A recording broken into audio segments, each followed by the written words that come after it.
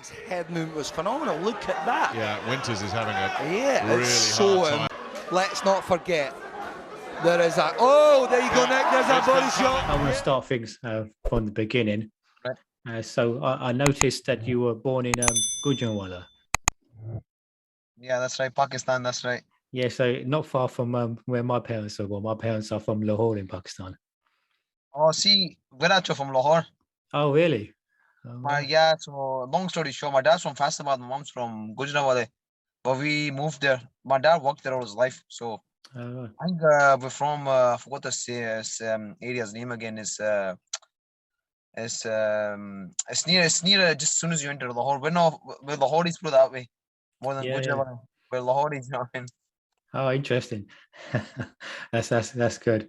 Gujarat is not far anyway from Lahore, is it? It's literally just. No, it's not. My grandmom's from there. My mom's side are from there. My dad's from Faisalabad, but Lahore, that's where I was raised all my life. That's where I stayed most of my life. Oh, wow. So what age did you come to the UK then? I heard you came to London first. Yeah, we came to Croydon. I think we came age of 5 when I was 5 or 6 in 2002. Oh, wow, you came to Croydon. Yeah, Croydon. I think that was the area's name anyway. I think. Yeah. If I'm not wrong, and we stayed there for 1 month or so, and then we moved up to Glasgow. Okay, so you weren't long in London then. We went just for a month or two or something. We came up to Glasgow, and this has been my home ever since. Good. So what age did you start boxing? I started age of 14, and you know what? My friend took me down to the gym. It wasn't something. To be honest, boxing wasn't even in my interest. I didn't even know who a boxer even was. If you even asked me at that time. Oh, so you weren't watching anyone in boxing? To be honest, when I was growing up, it was football where I was interested in. And obviously, before that was cricket. Football was my passion. I wanted to be a football player. And I never even had a clue about boxing and anything about it. I never even watched any fights, to be honest. And my friend took me down to the gym. And I was just punching the bag, and the guy, he seen me. He's a fighter himself, the former fighter, and he told me, "Go bring your gums next time."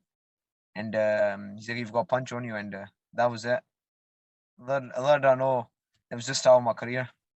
You must have been a fast bowler then to have that punch. Yeah, to be honest, it was what it was. It was a good thing to see what it is. I got really excited. I was like, bloody hell, he's telling me this, and I got really happy. I went home, and the next day I got my gums, and then I think the following day I came back to the gym, and that was it. I started enjoying the boxing, doing circuits, punching the bag, sparring, pads, everything. So it became second nature to me. So how quickly then did you go amateur from starting to box at 14?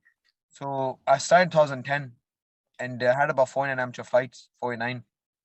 And I won about 38, I lost 11 or something like that. And I only boxed. I think I was only an amateur for 5 years. So when you started boxing as a complete beginner at 14, so when was your first amateur fight? How much training did you do before you jumped into the ring? I think within 6-7 fights. Within 6 or 7 months. 7 months. Or maybe even less, to be honest. Oh wow! And so they threw you in the deep end then. Yeah, I went the deep. Me naturally, I was one of them boys that I could look after myself. Like I could, if things got tough, I would have put my head down and just started swinging. I wasn't one of them fighter boys. You know what I mean? That would just put my hands up and put my head down. That I would try swinging with the boy. He tried to fight me with me. That's very interesting actually, because if you see your style by the end of your professional career, it was very elusive and very slick, they would call it. So it's interesting. We'll come across that later. We'll go over that later. But it's interesting you developed your style into one where you said you just go at it, to at the end you were defensive and counter punching as well. Well, you were very aggressive, I thought, with your defense as well. You weren't. A lot of defensive fighters, they get that sort of term as being a counter puncher. Yeah, that's right. But you were actually aggressive with your defense, from what I saw of you. Yeah, which is if you see, I've spoken to some guys who taught the Philly shell.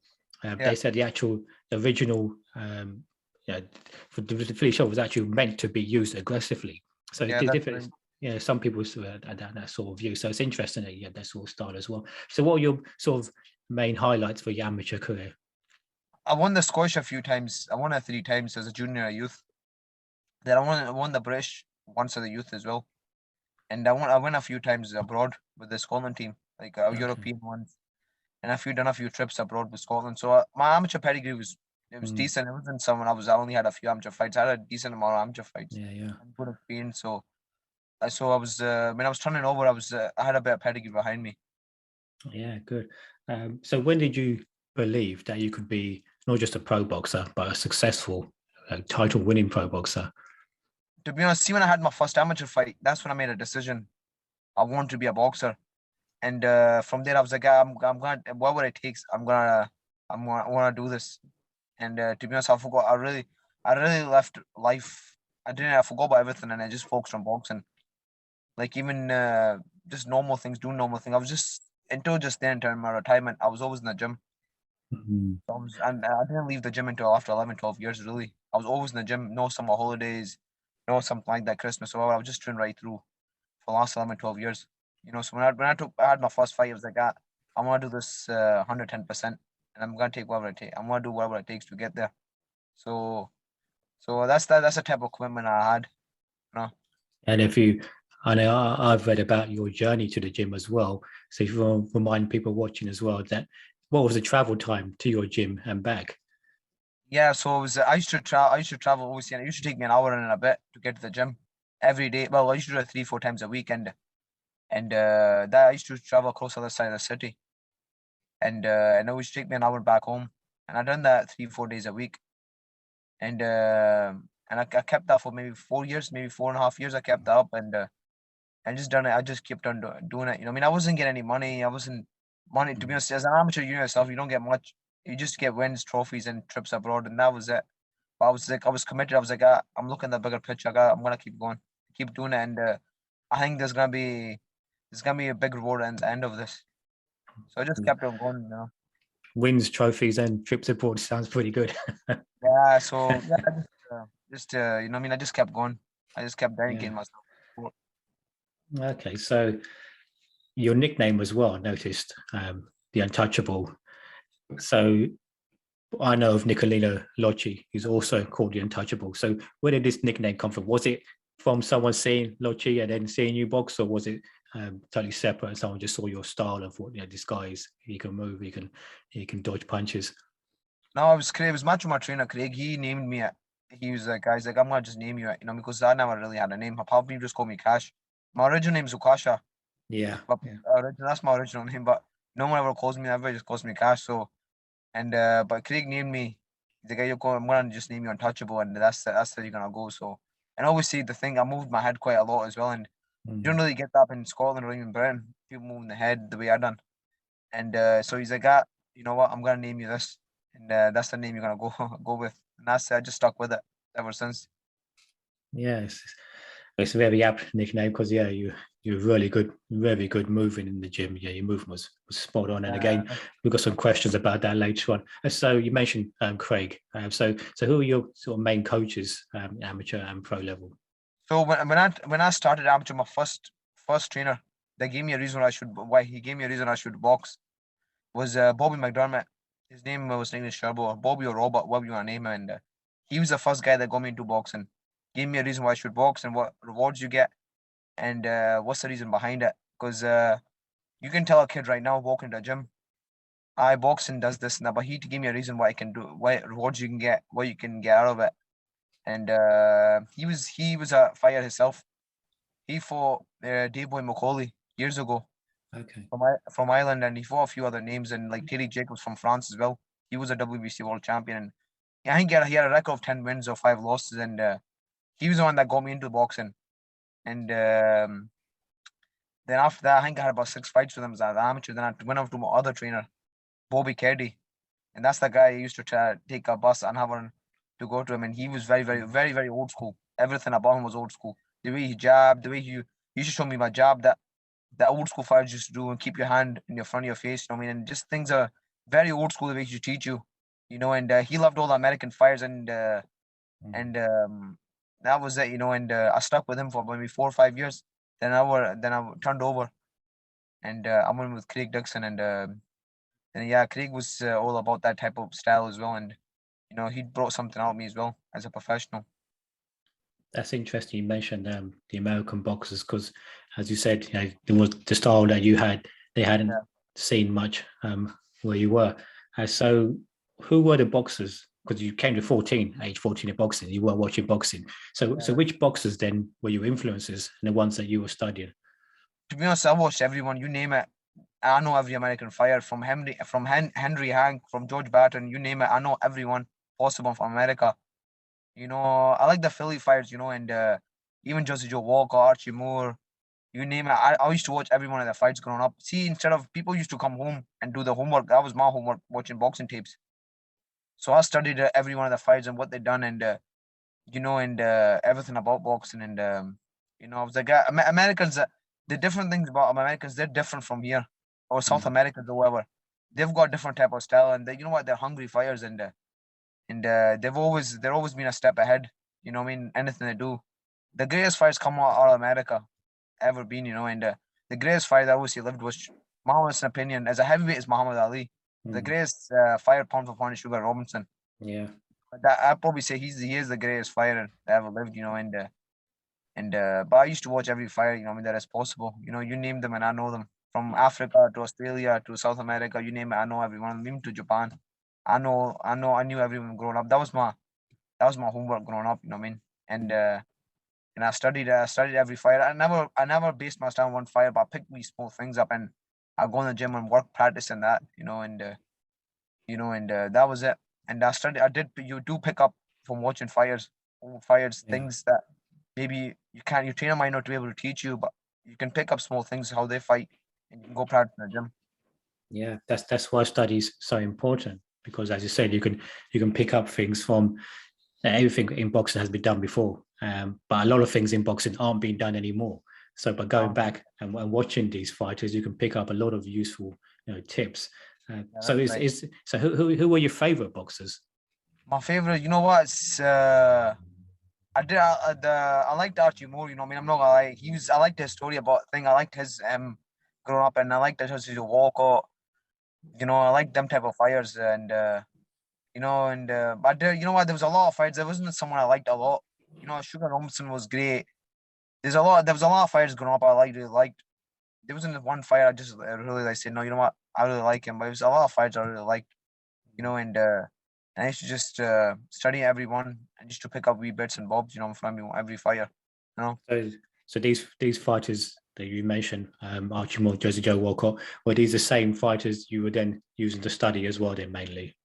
Yeah, fighters like that I would study, and you know, there's hundreds of other fighters I can name. You know, I mean, there was like Benny Briscoe from obviously from Thing, you know, and From Philly, other yeah. fighters, you know, and Henry Hank, he was from Thing. He never came world champion. I would fight even Dick Tiger from Algeria. You know, fighters like you pick things up and you know the things they would do, and I would go work, study them. You know, but I would never study a fight. I'm never gonna like do things what they do. You know, but I would watch them just to pick things up. What would you do against you fighting them? Yeah, I mean, I've heard someone said to me, you don't follow your favorite fighter. You follow a fighter who's suited to your sort of physique. For example, you know, Muhammad Ali's 6'3" and 215 pounds. That's right. Yeah, if I'm 5'10", 180, then there's not much use me trying to do what he does. See, so as a prime example, it's like Baby Jake Malala. He's from South Africa. He's probably the smallest world champion. You can't really tell him to watch Muhammad Ali. You're not watching him as 6 foot fire because he was one of the smallest world champions. Yeah. Never came in. He had to really move his head, getting close, and he had the occasion jab, and so you have to really look at what you've got, and you have to work with it because you can't tell a small guy to box. Like Tyson, you can never tell Tyson to box because you guys had boxed off of a thing because he's too small for the weight. Even Joe Frazier, these guys had to fight. That what made them, you know what I mean? And fights like that, what made their name is what they done, you know. And they had the occasion jab, but apart from that, that what made them as fighters. You know what I mean? You have to look at your size. You have to work with it. You know what I mean? Yeah, definitely. Okay, so you won the Scottish area title in your 8th fight, and then your 10th fight, British Bantamweight champion. So within 10 fights, you would become a champion at two belts. Right. So was there a plan, career trajectory for you at that point, or how was this all come along? That in 10 fights, you've already won 2 titles. You know what? I got pushed quick because I couldn't sell tickets, to be honest. My manager really backed me. Like, obviously, the business now is a wee bit. You have to really, if you can't sell tickets, you know what I mean. And my manager put a lot of faith in me, and he backed me right to the end. Yeah, I had a good manager. That was the thing, and so they pushed me quick. I really done a 10 round after 3 fights. You know what I mean? So that was my first 10 round after 3 fights. And after that, I think 4 more fights. And then I done another 10 round of a Scottish area level fight, you know what I mean, Scottish title. And then within a couple of more fights, I boxed for Scottish title. British one. And I got moved quick, to be honest.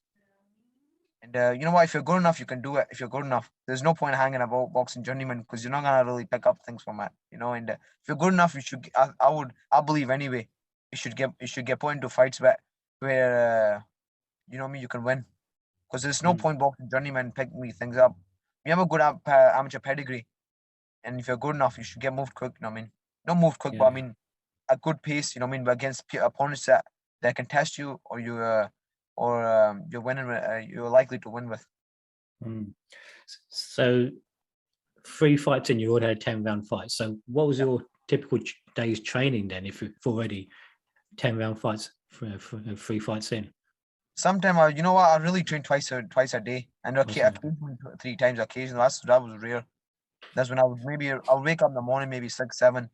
I'll go running. I'll run 5 days a week. That's the first thing I'll do. And I run twice a week. I'll do my sprints. So that's included my run. So twice a week I'm doing my sprints, and 3 times I will run. And the night time I'll be in the gym, sparring or maybe bag work or whatever. And the days I'm training 3 times, I do maybe weights in between, strength conditioning or something, weight. But that just built up a strength, and that was it. But never ever, and that never really made me a good fighter or anything like that. That just helped a wee bit extra. It gave me 1% of what I do. You know? Yeah, I suppose things have sort of advanced, haven't they, since 30, 40, 50 years back, where a lot of people are doing strength and conditioning routines. Perhaps nowadays a little bit too much. Some boxers let it interfere with the training too much, but you've got to strike that balance, don't you? Where it's just a supplement, so to speak, as opposed to taking a large part of your overall routine. Yeah, that's right. Boxing, 90% of his boxing, and it being in the gym, sparring, bag work, pad work, and practicing. That's the 90% of boxing. Other parts are running and doing other bits and bobs, but really 90% is being in the gym and practicing. You've been working on studying things, you know what I mean? And if you're not in the gym, you're never gonna get better, you know what I mean? So you have to practice things in the gym. That's you can on the night you can pull it off, you know what I mean? Yeah, I mean, I remember speaking to on my previous podcast. You know, you get better at fighting by fighting, don't you? So you got to do the sparring and keep fighting.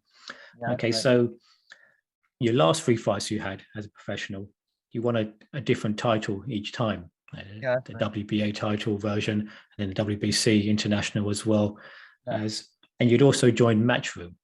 That's right. Yeah. Yeah. So what was the plan for you then when you joined Matchroom? Because we mentioned just now that you'd gone 10 fights, won 2 titles in your 8th and 10th fight, and then all of a sudden with Matchroom as well, you've won 3 fights in a row with the titles. So what was the plan for you going forwards then? Because you're being moved very quickly then.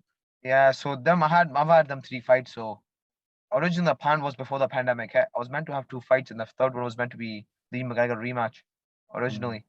But the pandemic hit, and fans obviously went things a bit changed. Yeah. So I had them 3 fights, and the plan was the plan was originally to work towards Lee McGregor. That was the original plan, working towards Lee McGregor and the rematch. And obviously, we got to that stage. We complete the 3 fights, but we just never got to that stage of having the fight with him. So that was just, and I was obviously world ranked as well. So that was a bonus again on my way there, and having Matchroom on board. Yeah. Okay, so you'd won those 3 titles in 3 fights, and then earlier in the year you got the news that forced you to retire. So how has it been filling that hole? Because as you said, all you ever done was box. Then all of a sudden you've gone from boxing to not be able to box at all. How have you been filling that hole? To be honest, my original plan was to box, make my money, or do whatever I can, leave. That was my original plan. Mm. And I wasn't, to be honest, I wasn't really gonna get back into boxing, because see, when you're a fighter, you have things in your hands, you control things, not control things, but you know what you're capable of doing and what your limits are, all that type of stuff. But at the moment, you know, I mean, obviously, I'm still in the gym. I'm helping fight. I'm actually helping the amateur clubs out. I'm actually helping training the boys. I'm helping like an amateur club at the moment, and I've been rev share boxing, and I'm still involved in the professional boxing as well. I'm helping a few pros, you know what I mean, and I'm still involved in it, but I'm just keeping myself busy involved in boxing. But it's not the same, you know what I mean. Mm. Obviously, it takes time to adjust to it. You know what I mean. Anything you do, Yeah. it'll take a bit of time, obviously, because boxing has been such a thing for me. You know what I mean. It's one thing after another for 11 years. Even amateur, it's always been one thing after another, and you're always looking forward to something. But now it's, you know what I mean. But life's a bit more, I don't know, chilled out. I think I can say it's no as highs anymore as boxing. You always get high, you're back down again, you get high, then you're back down again, then you get high. And fight, it's like it to any fight. They can always tell you that. So things, and obviously with me, I was quite young, obviously retiring. I thought retirement would have came age of 31, maybe 32, but it's obviously came other than expected. Mm. Okay, so well, I'm guessing one of the things now you're not boxing professionally is our food's really good, so you don't have to worry about making weight now, do you? Yeah, that's, to be honest. I'm not that far off my weight, to be honest, at the moment. No, I'm far off it, but I don't mean like I'm crazy or something. I'm still training every day. I'm running every morning. I don't punch anymore, but I do the weights and just run. And I've just had, it's been such a routine for me. And I still keep the same routine. I wake up in the morning and run. That's good. Yeah. So it's just it's hard to get a routine and a habit. It's been a habit for me since the age of 14, 15. So it's hard to get rid of it. So I still keep it. I still keep doing it. I keep doing it. To be honest, my routine is still the same. I still, you know what I mean, I still, what do you call it, I'm still in the gym nighttime. That was like a professional, because I trained the amateurs. So my routine is still the same as a professional or whatever. Because I run in the morning and I do my work in between, like do personal training a wee bit. Then I'm a nighttime in the gym. So my routine is quite still the same. So nothing's really changed, you know what I mean? Except the diet. Yeah, the diet, and I'm not running. I'm not sparring anymore. I'm not punching anymore. Instead, I'm teaching the fighters what I used to do. Yeah. So I got to ask, what's your favorite meal then? You know what? Obviously, you know what? I like, see, growing up, I like, obviously the last few years I liked salmon and sweet potato. I used to love that. It used to be a treat for me. Obviously, mom's food. You can't beat mom's food. You know what I mean? Like used to cook rice and biryani. Everything. I used to love all that growing up. You know what I mean? And but the last 4 or 5 years, I cut it really back. Maybe I would have it maybe 3 or 4 times in a year, because I was always on my diet and training. I was always in the gym and keeping watching my weight, and that was it. You know. Well, it's really good you've kept that routine going though, because that routine made you into one of the best in the world in your division, and that routine made you successful. So keeping that routine, whatever you decide to do, is going to make you become successful again, whatever you're doing. So 100%. Yeah, it's success habits, really, aren't they? These things, so you keep 100%. doing them. Yeah, because everything you'd be successful, you need discipline first of all, don't you? So if you got to the top in one aspect, you can easily get to the top again once you focus on another aspect. And boxing, you need to sacrifice. You might need to give up a few things in life. You know what I mean? Something needs to give. It's either boxing or your outside life. You know what I mean? Something needs to give. And you know what I mean? Boxing, you do need to sacrifice. You might need to give up a few things. Maybe your social life. You might need to give that a break for maybe a good few years. You know what I mean? Until you get to the top, then you can maybe start having wee breaks. But it's boxing is really, but sometimes it's not always guaranteed you're gonna get there. You know what I mean? So you just gotta hope for the best. You know what I mean? Yeah. Okay, so the bantamweight division, there's a number of big names in that division. So who would you most like to have faced at the moment? The current bantamweights, yeah.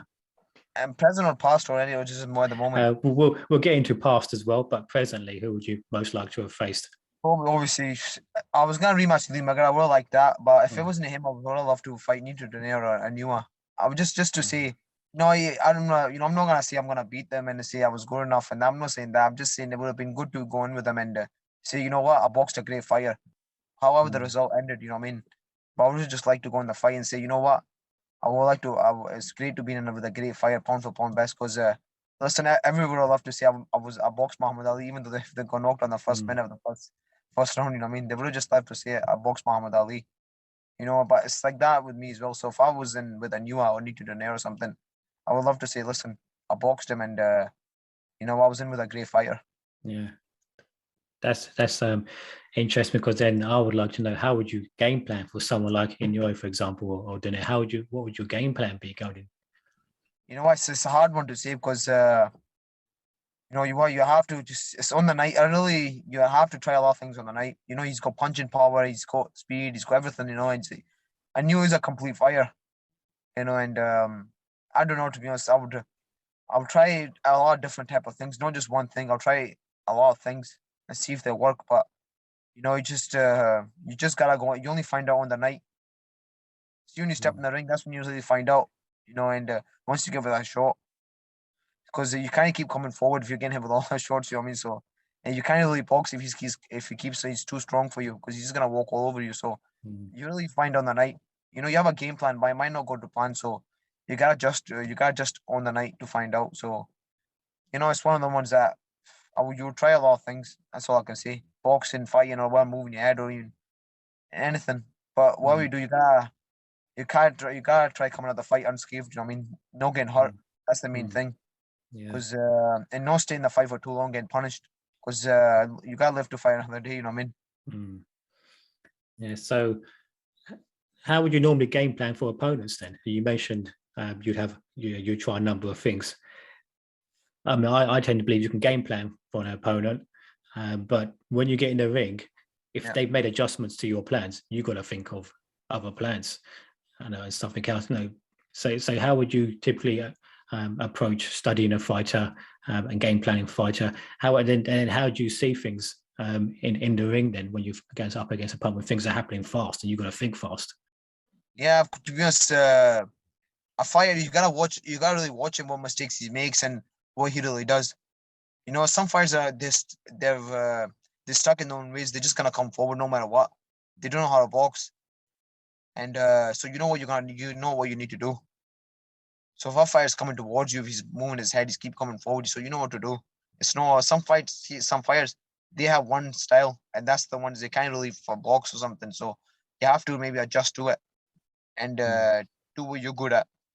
Sometimes you know just know. Sometimes in a fight you're just not good enough. Sometimes, but I look at it this way: like you gotta try everything in a fight. You gotta try everything in the gym, spar and everything. Because if you don't do in the gym, you're never gonna do in the fight. So you gotta do in the gym before you can do in the fight. And try everything: boxing, fighting, moving your head, grabbing hold. Try everything possible in the fight, because anything can happen. You might get punched and you might get knocked down. You need to get up and change your game plan automatically. So you gotta try everything possible in training. So once it happens on the night, you're used to it. You know what I mean? Yeah. Okay, so with 'Cause regards to the it's only looking. Oh, I'm gonna go in the fight. I'm gonna do this and that, and I'm never. Nothing's gonna go bad. You gotta look at the bad situations as well. What happens and what you need to adjust to it. So, that's the way I used to always look at it. What happens you're behind the scorecards? What do you need to do to adjust? So anything, you gotta make me think like that. Yeah, so a question I often see coming up is how would someone fight an opponent faster than them? So if you were fighting an opponent faster, what would be your main sort of tactics to use to sort of smother that speed? You know what? You gotta look at the fight. He could be good on his feet, and his hand speed could be really incredible. So you gotta somehow take that advantage away from him. You know what I mean? Whether just move, jab or move, or maybe you can get close and try to rough him up, grab hold of him, and do things. So just things like that. And you can have fast hand, but you can have slow feet, or you can have both. So, but you gotta be able to do a lot of things. You know what I mean? You can't just say I'm gonna go in and just fight him, hold him, because that boy could be running for maybe 12 rounds and just keep picking you off. 7 rounds in, you're behind. So you gotta be able to do a lot of things. You know what I mean? Adjust to it. Whether it's boxing, using your jab. Or getting close and grabbing his hands, punch him inside or whatever you can. And but you gotta take his speed away. By only doing that, you gotta mix it up. So was there a style which you found most difficult? So sometimes you might see a fighter and you say, I know I'm going to win this because his style is suited for you. Other times you come across a fighter, you think he's got that style which is just going to bother you. What sort of style did you find easiest, or what sort of style did you find most difficult to contend with? To be honest, the most easiest style probably say for me was 12 fires with coming forward on boxing, because I was quite small for the weight. I wasn't the biggest guy, and I'd move my head getting close and get hold and up to the middle, and I'll just mix it up. And I liked taller fires because they suit me because they had to punch down, and sometimes it's difficult for tall fires to do that. So I liked what do you call that? I liked to find taller fires. That made it easier for me, and I think probably the hardest style is probably hands up, trying to come forward, trying to smother your work, and he's taking every possible shot. He can. Those pressure fighters. Pressure fight. He takes. You know what? He just takes every possible punch you're thrown at him. And I'm not the biggest of punchers, always say. But that's where you gotta use your feet and your jab and try moving. That's what they always say. You gotta be able to box and fight. Yeah. I mean, personally, I think pressure fighter is the most difficult because they force you to fight at a pace you're uncomfortable with. 100%. So even boxers like Muhammad Ali, for example, the style they probably found most difficult were guys like Fraser, who was constantly coming on. So it's interesting. Oh, definitely. Yes. So boxing history then. Right. Who would you most like to have shared the ring with? The bantamweights, there's been a lot of good bantamweights over the years. I mean, people may say Ed Joffre is probably the best ever bantamweight, but there's a lot of good names in there. The Mexicans have quite a few. Ruben Oliveras, Carlos Duarte. So who would you most like to have fought in history, the bantamweight? Me personally, I would probably, between fighting Harada, I would probably say him from Japan. Oh, fighting Harada. He stopped that boy. Ed Joffre. He beat him. Joffre only lost to Harada, didn't he? The only person to beat him was Harada. I think twice, not once. So I would have liked to fight him because he just kept on running at you. He's probably the most fittest fighter you ever probably see. So he fought the same way, first round to the 15th round. And obviously the boy that took the title from was Lionel Rose. I would like to fight him as well because he was a world champion just I think 19. So between him and him, I like them two, Lionel Rose and fighting Harada, bantamweight, and I think they were good fighters. Or even there's other ones as well, like Jeff Chandler, Orlando Canzales, Gabby's brother as well. They were great fighters. Oh, Canzales, yeah. Them two brothers were really good. Orlando was a better one, but Gabby could punch a bit harder. Canzales, he had great footwork, didn't he? His angles were great. That's right. And, he was a Lomachenko before Lomachenko. Exactly. Yeah. It's interesting you mentioned Lionel Rose versus fighting Harada because I done a breakdown of that fight. You know what? And Lionel Rose was just he was just too much of a good boxer for him. He's bigger than weight, and he just used his jab and kept on moving. And finding how they just couldn't get on his. I think he just couldn't pin him down. Yeah. As Eddie Futch would say, a ball can't charge in a circle, so you've got to keep moving, changing direction. That's right. Yeah, and I mean, I've seen you box. I mean, we talked about styles before. Your style kind of reminded me of Johnny Tapia. So you mentioned some of the American and Mexicans like Canizales. Johnny Tapia, I felt he was also a great bantamweight boxer. That's right. From Mexico. That's right. Yeah, I found your style quite similar to him because, like I said, you were aggressive with your head movement, as opposed to the other untouchable Nicola Locci, another great boxer. But Locci was. Yeah, look, Nicola Locci was a great boxer, but he was essentially a counter puncher, and he almost always didn't really throw his right hand so much. He was left-handed more. That's right.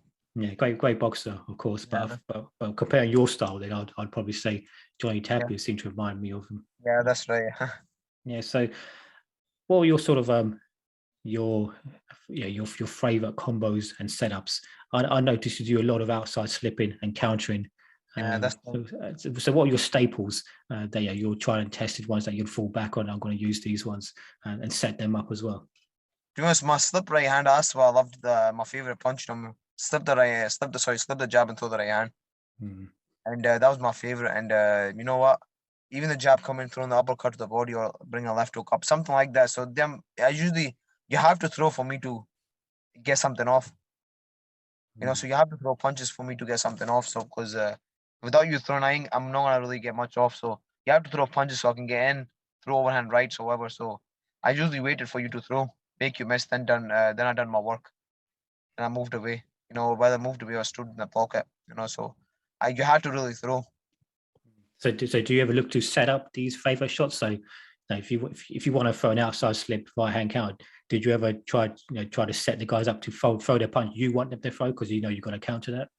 Yeah, that's right. So sometimes like you know what type of punch he's gonna throw or things like that, and you visualize it, and beforehand or you practice in the gym, and you keep then what punch is gonna come off. So you think about it. So say he's gonna throw the jab, and you're like, he's gonna throw the jab, and then after that, what punch is coming next. So I've always visualized things like that beforehand. Or even the fight, your mind's always going 100 miles per hour. You're always thinking, and but you do that in beforehand and train, and then it comes off in fight night. Yeah, it's really interesting because if you are a counter puncher as well, then what do you do if someone isn't throwing those type of punches for you to counter? Then you have to try to draw those leads from them. So I mean, do you ever go into them trying to draw a lead? I want to set up my right hand counter. You have to. You see, everything comes off the jab. Everything comes off the jab. Without the jab, if you haven't got a jab, nothing's gonna come off it. So you have to use a jab to make openings, whether it's him throwing punches or you making openings for yourself. So you have to use a jab, whether it's tapping it out or hitting it with them. Then after you can counter anything with it. You can't lead with the right hand all the time. You have to work off your jab anything you do, and jab is the key to success in boxing. I always say that. Yeah. Okay, so what are your proudest moments in boxing? I'd probably say when the British title and signing with Matchroom. I think they're probably the highlight of my career. Them two probably moments. So when the British title and probably signing with Matchroom, they're probably the most incredible moments of my boxing career. I know I had a short boxing career, but I think it only lasted about 6 years. But they were probably the highlights of my career, I would say. And what are your plans for the future? I know you mentioned you're the head of talent. You're working with the boxers, but do you have what are your main sort of goals for the future?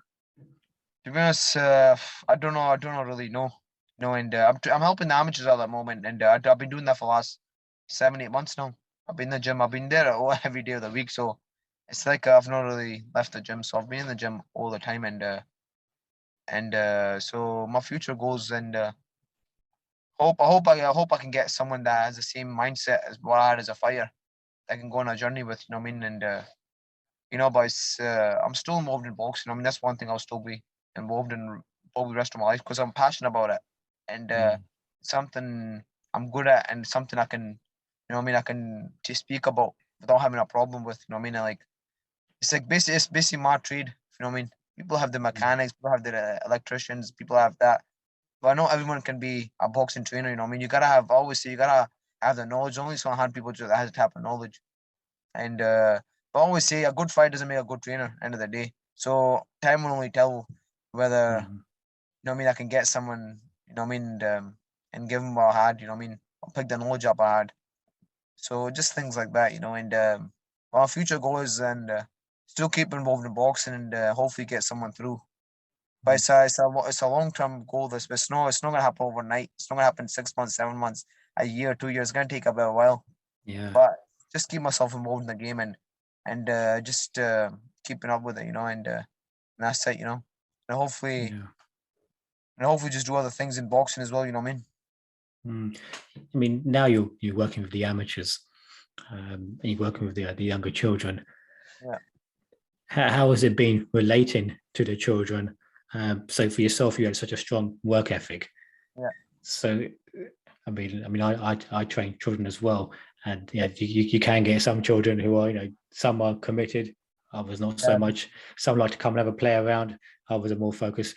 Yeah, that's So right. how do you go about relating to these children, teaching these children, knowing you come from such a strong work ethic, you were disciplined, then you're seeing some of the kids who maybe aren't being as strict with disciplined. How are you like sort of handling this?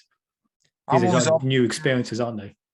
Yeah, it's new experiences, you know what I mean? And obviously you need to go through and and obviously you gotta always have boundaries and discipline and rules, you know what I mean? That's the first thing. And you gotta be gym on time. That's the first thing always. So you don't turn up late for work. That's the first thing I say to anybody. In the kids, you know what I mean? This gym starts at 6 o'clock. You're in the gym at 6 o'clock, get ready. No, in the gym at 6 o'clock, but you start at your train at 6 o'clock. So be here 10, 15 minutes early. And so you can get wrapped up, your hands wrapped up and get ready. You can start training at 6 o'clock. And you started doing it once or twice being late, but see if you keep doing it, you know what I mean? You're not gonna it's obviously it's gonna piss the thing off, you know what I mean, trainer obviously. And I don't like that. Always tell them, listen, it doesn't work like that. You know what I mean? Here, maybe other clubs that will, but not in here. You know what I mean? You're not speaking. See, when you're in the gym, you're not speaking. You're just training. That's what you're doing. You can speak after you're done, and you're just here to train. And once this training is done, you can speak all you want. So we have a routine. I go with my routine. You come to the gym, you skip bag, sparring, circuit, and that's you're done. And that's the routine I like. That's the routine I like to have. And see the things I show you in the pads, bag work. Go practice it. Don't just make me show you something one year and it comes the left year. You know what I mean? The other year, because there's no point me showing you something and you don't do none of it. That's not you learning. You gotta be able to. You gotta be able to listen to what I'm telling you, and you gotta practice and practice and practice it, and until you're good at it. Because without practicing it, you're never gonna be able to do it. So these are type of things, you know what I mean? And obviously it's down to them. I can't force them to do something. Well, I can only keep time in the gym. See, once they're outside as well, I don't know what they're up to. So, so it's down to them how they're gonna live their life outside as well. I can only tell them keep away from that type of lifestyle, keep away from that, and it's for them to do it, Because that's what trainers would set on me discipline. It's like, son, once you finish the gym, just go home straight. Don't drink, don't do this, don't that. Wake up that time, go running. And I done it all. Whether they want to listen or not, it's down to them, you know what I mean? And the end of the day, they're gonna get the reward out of it, not me. I'm just there to help them. So, how's your coaching? Your style of coaching is it exactly the same as you were taught as a pro and an amateur, or are you putting your own twists? Are you changing things? Because you study a lot of boxing. You say you know all the old school boxers. Are you putting in things which you've seen yourself from studying fighters, or are you primarily keeping it the same as what you were taught? To be honest, you gotta look at the fighter and you gotta teach them the basics. That's the first most thing. You gotta teach them the basics. As anywhere in the gym that comes in, you gotta teach them the basics. And most of the time, at the moment, we only got novice kids, got a few fights, and they're just starting their career off. No fights and that. You gotta teach them the basics. That's the first most thing you need to teach them. The jab, right hand, and their feet, and how to defend themselves. That's the first thing you teach them. After slowly as they start getting more fights, they'll be able to. Then they can start developing a style, and you can just look at them, and they'll start picking things up. You know what I mean? But you can't start teaching them things that they've you can't bypass the basics. I mean, they don't know. They don't even have a jab. You teach them other things. So you gotta get the jab. You gotta teach them the jab and right hands first, and the feet, the head move, or like the slipping punches and that type of stuff. And it might take a couple of years to get them to develop it, but you gotta keep going. You gotta look at boxing as a long term, not short term thing. And but it's the thing I always teach the same things: the jab, right hands. I always teach about jab, keep perfecting it, keep perfecting it. Always teach. I'm a big fan of the basics. Yeah. And as your career develops, you can start doing things. You know what I mean? Stopping small things up, and you stopping with tricks up as a fire. And then you can start teaching them other things as well. But yeah, just the basics are the key in boxing. Yeah. So, but do you have a sort of style in your mind where eventually you want to sort of mold your fighters into? For example, I was speaking to Coach Mustafa, and he mentioned that when he was teaching his fighters, he was like keeping the lead hand low. That was his sort of style. Are you going to mold your own sort of particular style around your fighters as they learn and progress? I was I'm always a big fan of Kyo's defense. You know what I mean? I always teach them defense. You have a couple of defenses: feet, hands, or your head. And the last one is your face, but that one will get you always hurt. But these are your type of defense. You have feet, hands, and your head movement. And So I always tell him use but three of them: block the punches, move your head, or use your feet. You know what I mean? And you got to teach them how to do that. You can't just tell them something. It's like, I can't tell you to go fix a car. You don't have a car or do it. So you got to teach them how to do it. And it's like throwing a jab.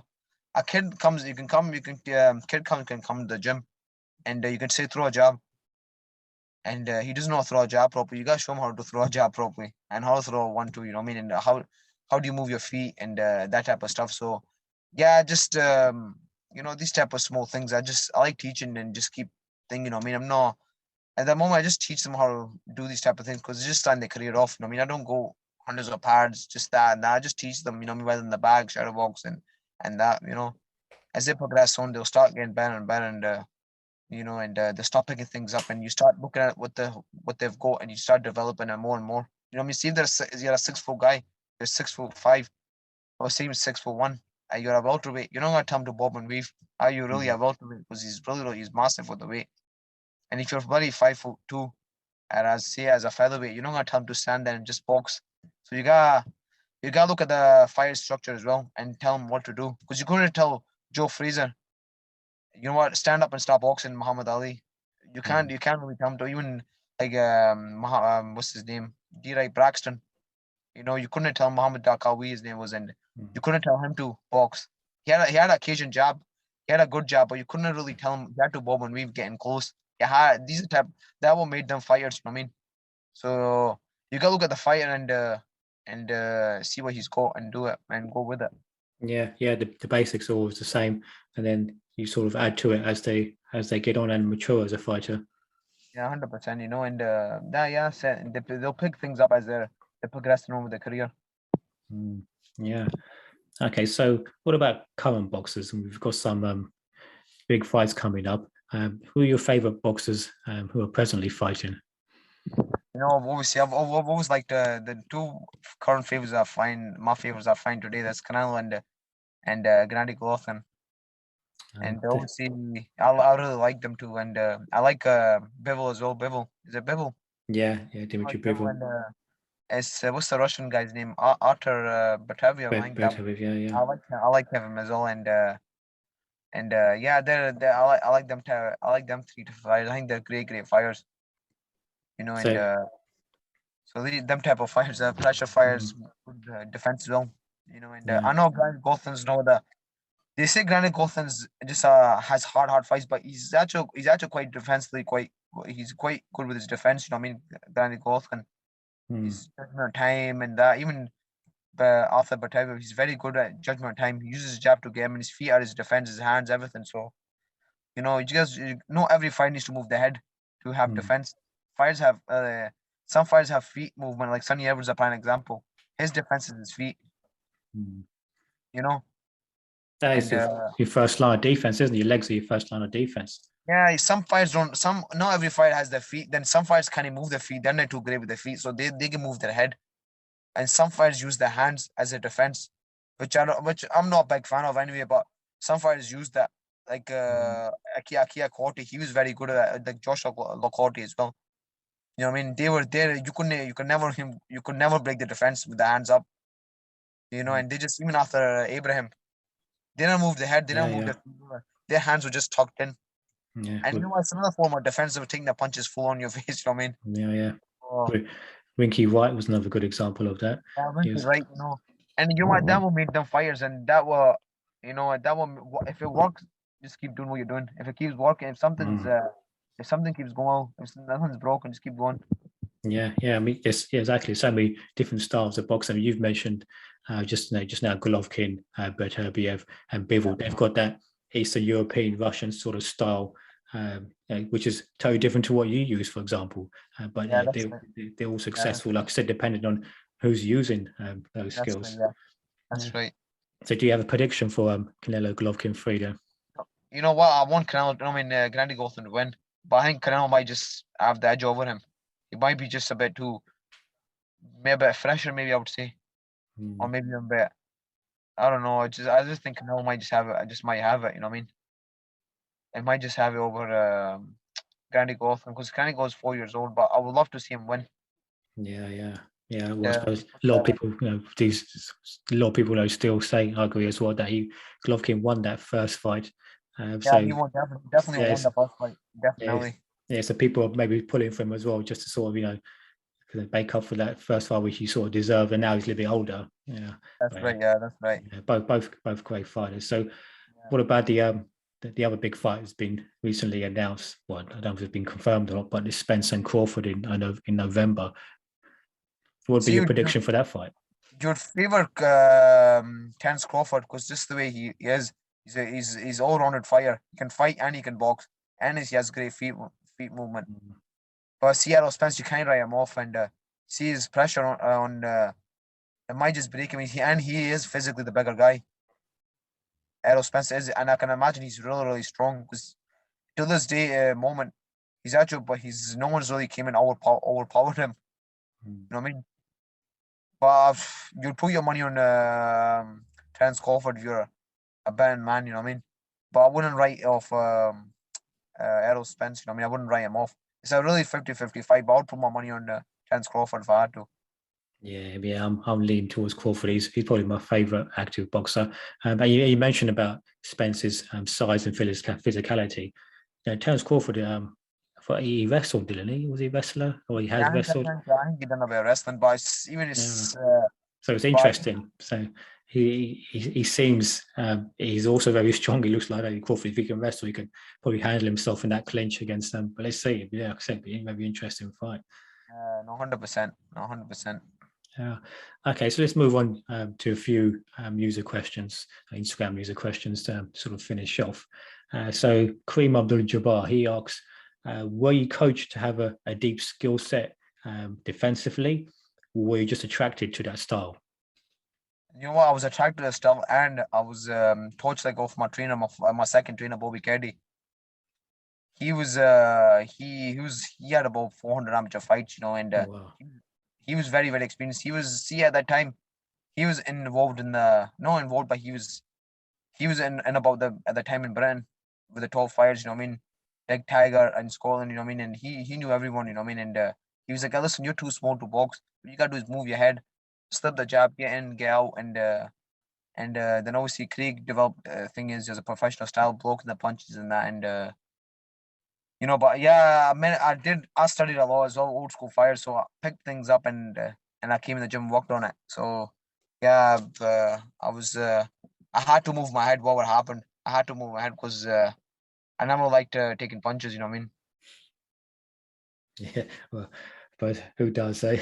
Some fighters enjoy it, and I was one of the ones like, you know what? I gotta move my head, and it looks good. Yeah, you actually you mentioned about who enjoys taking punches. Ricardo Mayorga comes to mind, actually. Yeah, that's right. Okay, so what are the best drills you used to practice defense and footwork? Is another question. It's shadow boxing. Nothing beats in front of the mirror in the ring. I think you gotta shadow box all the time. Whether it's 20, 30 minutes or even an hour or even 45 minutes. You gotta practice shadow boxing. That's the best drill. I know they do these ladders runs and that, but nothing beats shadow boxing. With your feet or your hands, all moving that thing. But you gotta visualize someone's in front of you. And you gotta keep practicing all the time. Your feet work, you just keep practicing the ring. I know they have these type of ladders, but see your feet, keep practicing the ring, you know what I mean? You keep practicing all your movement in the ring, keep practicing it, shadow boxing. But I say,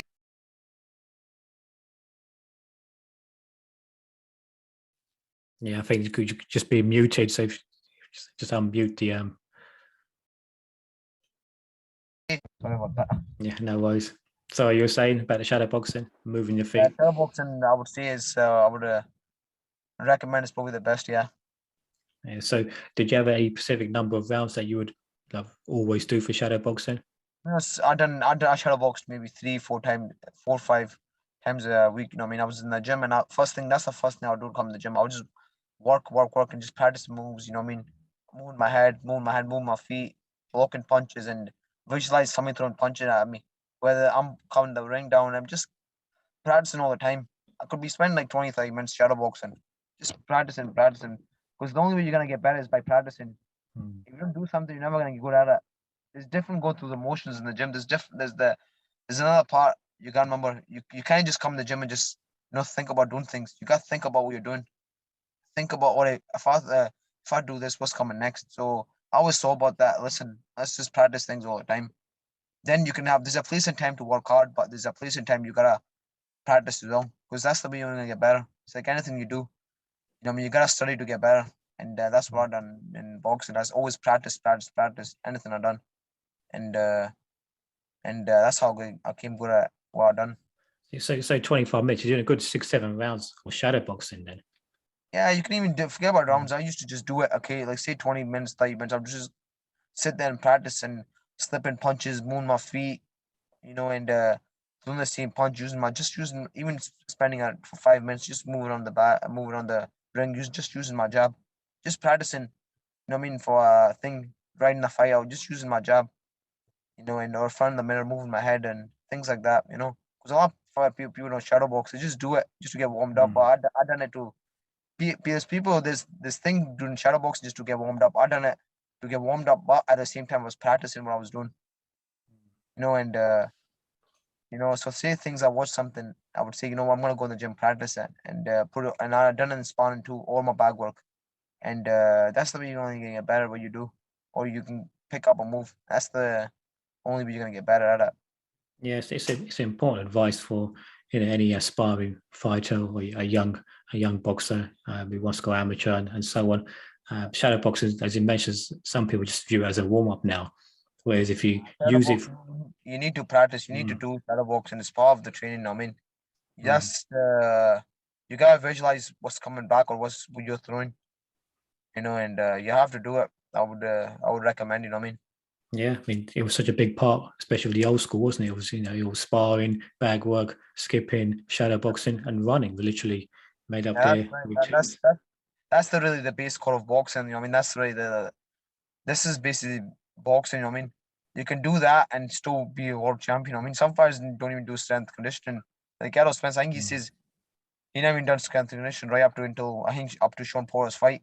And before or something, after, and like I said, it doesn't make you a good fighter. It just adds up 0.1% or something of what you do. But really, the most power boxing is sparring, bag work, pad work, practicing, running, and obviously getting your weight right and diet, and the rest is. And if you do anything else, just adding wee bits and bobs onto it. You know what I mean? Yeah. I suppose a lot of the old school, their strength and conditioning would have been something like chopping wood. Yeah, that would have been right. And but men obviously back then were tougher. Things were a wee bit tougher than what it is now. You know what I mean? The clubs were smaller. You had to get weight on the day, and that's what we say. The fights were hungrier. I would imagine, because if you're a world champion back then, you were a good world champion. You know what I mean? Yeah, just one champion, 8 belts. Champion, but even if belts. And even when it was only 3 titles, 2 titles, and even 4 titles, you still would have had a good world champion. You still had to be a good champion to be it. You know what I mean? Because the things are obviously different to then. Because our fighters go weighted on the day. I think the wee guys wore 6 ounce, the big guys wore 8 ounce. Yeah. So you can imagine, you know what I mean? And that's no easy. You know what I mean? Even me, 8 ounce now, when I'm like that, bloody hell. So you can imagine the fighters back then were tough, really tough. Yeah.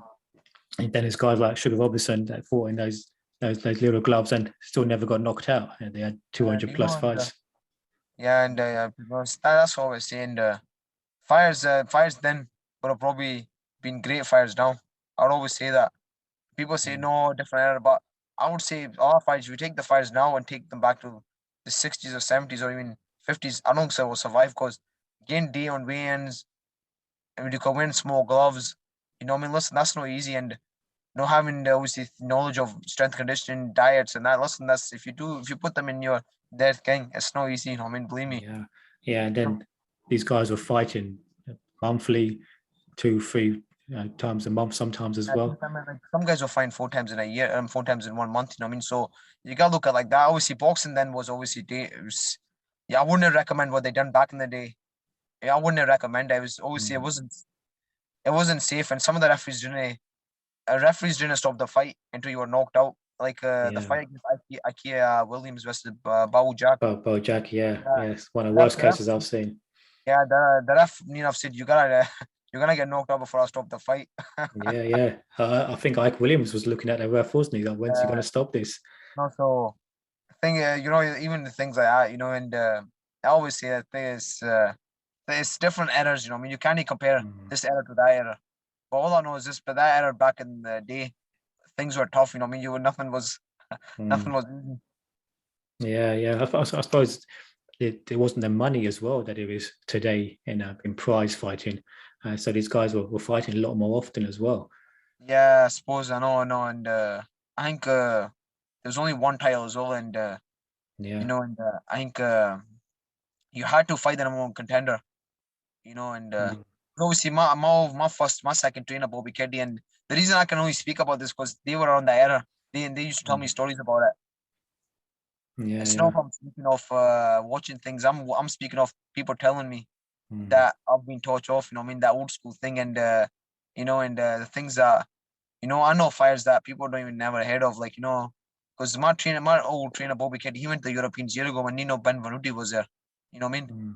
And obviously he won the gold medal at I think he won the Olympics and the Europeans, but and he told me when I was in the Europeans with Scotland, he was there with Italy, so he's been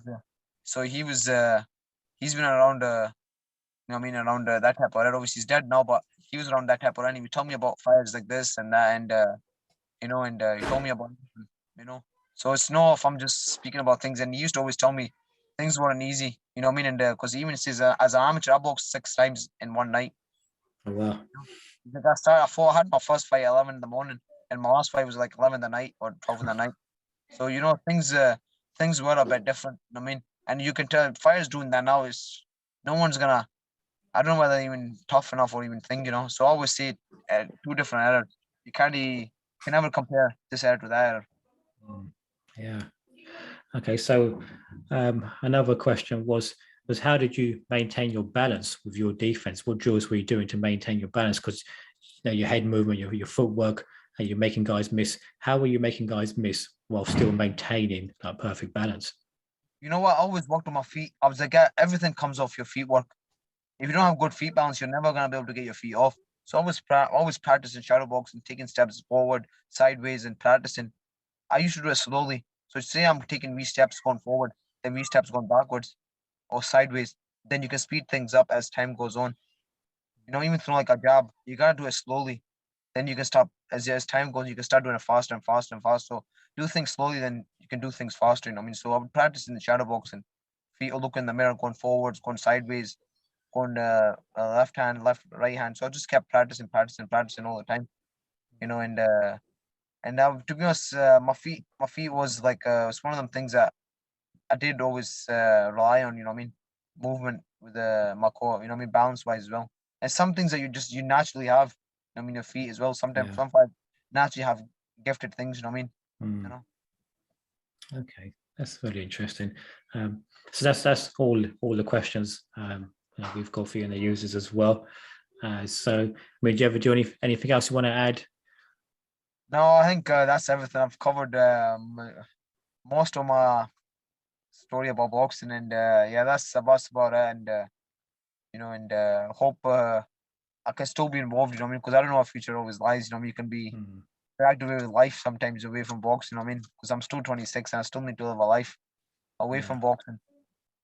Because I've been age of 14 and I've not really looked life after boxing. So I don't know whether I'm still gonna be here doing this boxing. With the next whenever you can maybe something in your life can come. You can get potentially dragged away, and it happens to a lot of fighters. Not every fighter retires and gets back in the gym, gets into doing training, or gets involved in boxing. They just go live life. Because that part of your life is over. So I don't know where the future lies. I always say whatever it is, but I've had my fun in boxing. I enjoyed it. Yeah. Well, I wish you all the best with everything you do going forwards. I've no doubt you're going to be successful, whatever you choose to do, what you're doing now, because if you've been a success in the ring, those same habits, the same traits are going to make you successful. Whatever else you decide to do as well. So yeah, it's been really great hearing your story. Thank you so much for coming on, answering the questions, and definitely I'm sure we'll keep in touch and get some more fight predictions from you in future. No, 100%. I appreciate it. Thanks very much, guys. Cool. Good to speak to you, Cash. All the best. Cool. Take care.